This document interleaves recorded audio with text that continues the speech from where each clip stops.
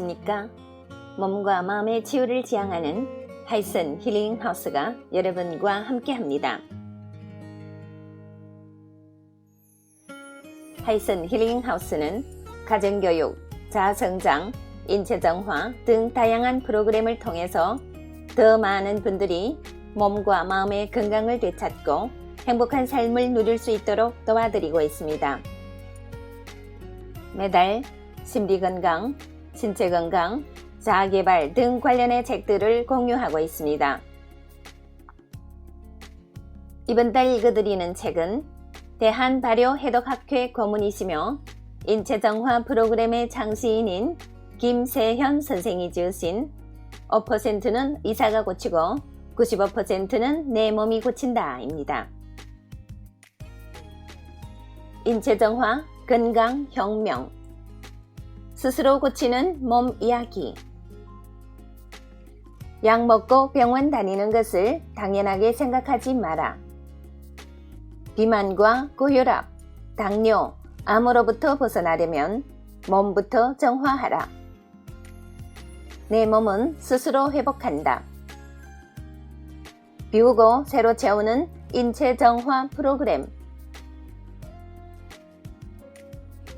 오늘 나누게 되는 내용은 Chapter 5 건강이 팔자를 바꾼다 중에 10번째 부분이 되겠습니다. 의료비 예산 획기적으로 줄일 수 있다. 박 후보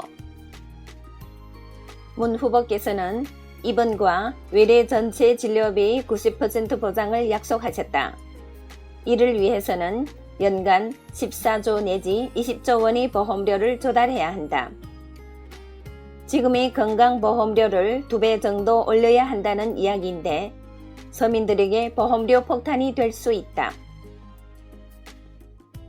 문 후보 해마다 500만 원 이상 의료비를 자기 부담하는 사람이 350만 명, 1000만 원 이상은 100만 명이다. 박 후보님이 말씀하신 4대 중증 환자가 그 가운데 15%다. 나머지 85%는 의료비 경감에서 제외하도록 하면 된다. 박 후보 그래서 4대 중증부터 시작하겠다. 재정 형편 부각하면서 보증상을 확대해 나가겠다. 이상은 지난 2012년 12월 10일 새누리당 박근혜, 민주통합당 문재인, 통합진보당 이정희 대선 후보가 중앙선관위 주최로 KBS 스튜디오에서 열린 제2차 대선 후보 초청 TV 토론회에서 복지 실현 방안과 재원 마련에 관하여 공방을 벌인 부분을 따온 것이다. 민생에서 가장 중요한 의료 부분에 대하여 가장 먼저 논의가 시작되었는데 언뜻 드러나는 이야기만으로도 현재 우리나라 건강복지 문제가 심각한 것을 알 수 있다. 다음은 2012년 9월 26일자 조선일보 경제 섹션에 실린 기사 내용이다. 올해보다 11% 늘어 성장에 쓸 재정 여력 약화. 내년 정부의 복지 지출이 사실상 100조 원을 돌파한다. 사상 처음이다. 정부는 내년 예산을 올해보다 5.3% 늘어난 342조 5천억 원으로 정해 25일 발표했다. 이 중 복지 지출은 올해보다 4.8% 늘어난 97조 1천억 원으로 되어 있지만 정부가 이자 차액을 보전해주는 방식이 재정용자 사업 5조 5천억 원을 합치면 광의 복지 지출이 102조 6천억 원에 이른다. 10.8%의 복지 지출 증가율은 전체 예산 증가율 5.3%의 2배가 넘는다. 전체 예산에서 복지 지출이 차지하는 비중도 올해보다 1.2%포인트 높은 29.4%에 달하게 됐다.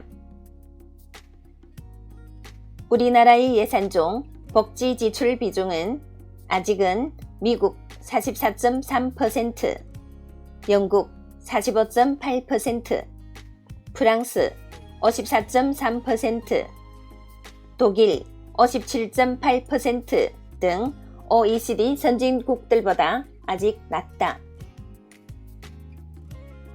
하지만 세계에서 가장 빠른 고령화 속도를 감안하면 현재의 복지 제도를 유지하더라도 2030년이면 전체 예산의 절반이 복지 지출로 나가게 된다.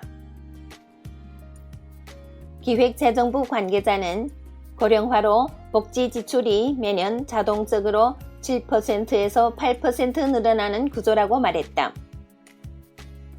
그만큼 경제 성장을 위해 재정을 투입할 수 있는 여력이 급속히 악화되는 것이다. 기사에서 보듯 경제 성장이 발목을 잡을 만큼 복지 예산의 지출이 과하게 이루어지고 있으며 그중 의료비가 차지하는 부분이 대단히 크다. 대선 토론에 나온 후보들은 40대 중증 질환, 심장병, 희귀 난치성 질환, 암, 중풍에 대한 통계만 언급했지만 중증 질환이 되기 전 단계와 만성 질환자까지 합치면 대사 질환으로 인한 국가의 의료비 지출은 어마어마한 실정이다. 더 큰 문제는 만성 질환자 가족의 생활의 질이다. 집에 환자가 한 명만 있어도 의료비 지출로 인해 가세가 기우는데 환자 간호에 가족 전체가 매달리게 되고 당사자가 일을 하지도 못하는 데 따르는 기회 비용까지 합하면 가정의 행복은 저만치 물러가 버린다. 여기에 획기적으로 의료비 낭비를 막을 수 있는 방안이 있다. 국가가 복합 활성 효소를 통한 인체 정화 프로그램을 제도적으로 끌어안는 것이다.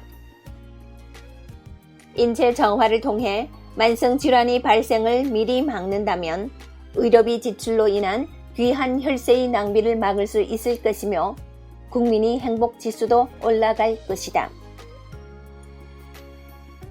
이보다 획기적으로 국민 건강을 책임져 줄 방법은 없다. 더 이상 복합 활성 효소를 건강식품이라는 굴레에 묶어두지 말기를 바란다. 건강은 한 번 잃으면 집 나간 소처럼 되찾아오기 어렵다. 행정부처 강료 및 국회의원들이 현명하게 판단하여 소 잃고 외양간을 고치는 일이 없기를 간곡히 부탁드린다.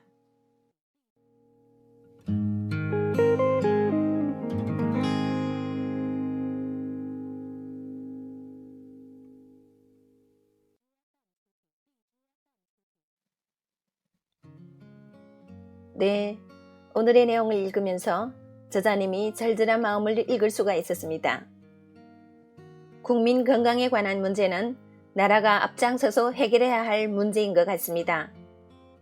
한국뿐만 아니라 중국도 마찬가지겠죠? 고혈압, 당뇨 환자가 중국에서 이미 4억을 돌파했다고 합니다. 얼마나 어마어마하고 무서운 수치입니까?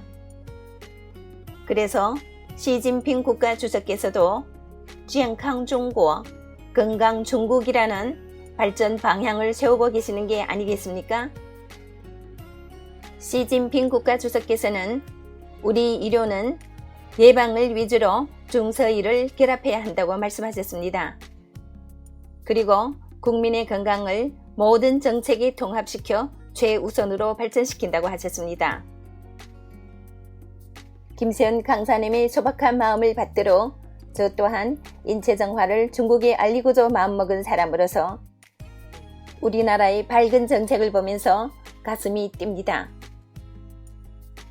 저희들을 만나는 한 분 한 분이 건강을 되찾고 생명의 꽃을 활짝 피울 수 있는 그런 날들을 그려보면서 오늘의 내용은 여기에서 마치겠습니다. 애청해주신 여러분 대단히 감사합니다. 여러분의 건강, 풍요, 행복을 기원합니다.